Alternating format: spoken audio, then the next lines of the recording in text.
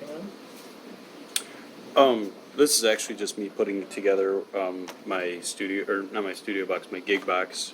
I'm a musician, Cool. among other things, but it's kind of a delicate system, but it's been iterated over time, so it's a number of components, and it just looks like a mess. It just kind of looks like spaghetti, but basically, Yeah, cable management. it's hard because it's like you know how difficult it is to wire an Arduino board, and this is basically like my larger Arduino board.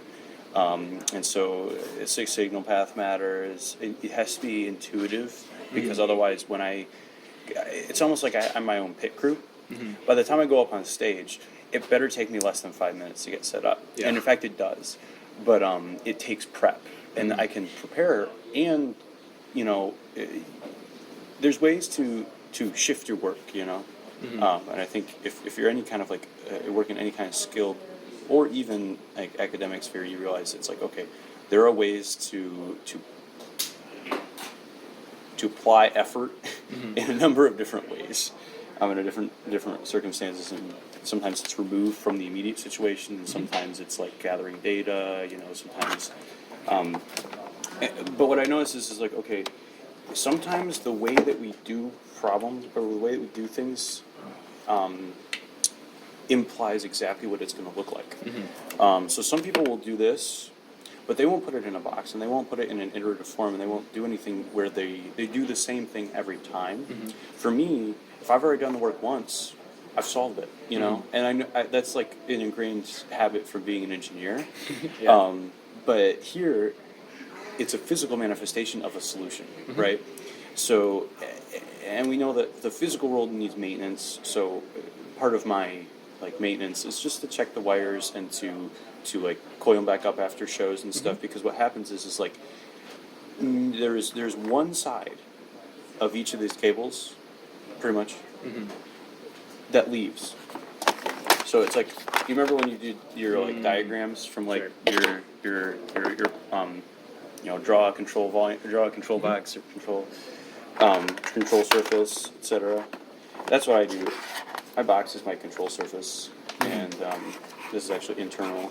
This is internal. This one comes out. This goes to like a keyboard or a like a sample pad, that kind of stuff. These are actually internal, so this one goes right up the gut there to something up there. And what you see is like, you're like, oh, okay, this isn't that complicated. It's just it's really messy. And so when you start routing stuff, your brain can actually see it. Yeah. And it makes perfect sense because you can you can trace the path with your eyes. But if it's a mess, you inherently are going to be wasting your time up on stage trying to figure out what goes where, how do you do it? And I was put in a situation where my keyboard broke, right? And it's a gigging keyboard I'd been using for 10 years. Broke. I was devastated. I mourned it. I dragged it down to my basement. I was like, we should be sending it out on some sort of Viking funeral,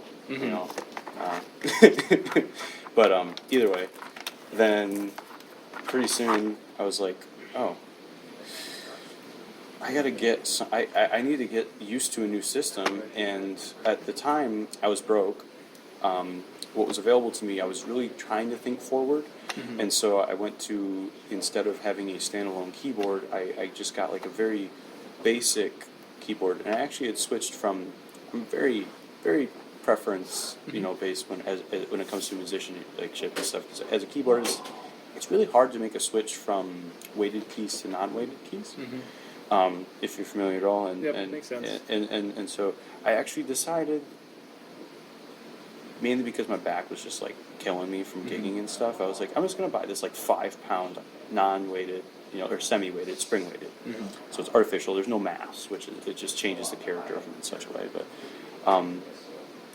what that necessitates is all this. Because once I started using that as just a MIDI controller, I had to tote around my computer, and I was taking about a half hour to set up for practices and stuff like that. And I was like, that's just not acceptable. So I built this as a unit, which I know it so well that like the other day, the guitar it's like amp crapped out, and because I know my system and I know the ins and outs and I know where it can actually accept outside stuff. Again, with like once you design something, it's amazing like how malleable it can be. Yeah. But if you don't know what you have, you don't know. So like she just plugged straight into my interface. I was mixing her like as a sub mix before it even went out, and like we just bypassed her amp because it was totally crapping out, buzzing and that kind of stuff. But yeah, so at this point, basically what this is just it's a container, it's a control surface, and it helps me to iterate because over time, what happens is I run into new problems all the time, and I'm actually able to adapt to that. Some people, they buy a product and it's already been black box. I black box this myself, you know. Some people buy like a controller or something and they can't manipulate it. For me, if I can't change it, then you know, change is the continuity. So if like stasis is just it's a balance, but things are always changing. So if it can't change, I won't be able to use it in the future. But I know I can use this in the future, and it's already gone through like immense changes Yeah. because I planned it that way. And it's like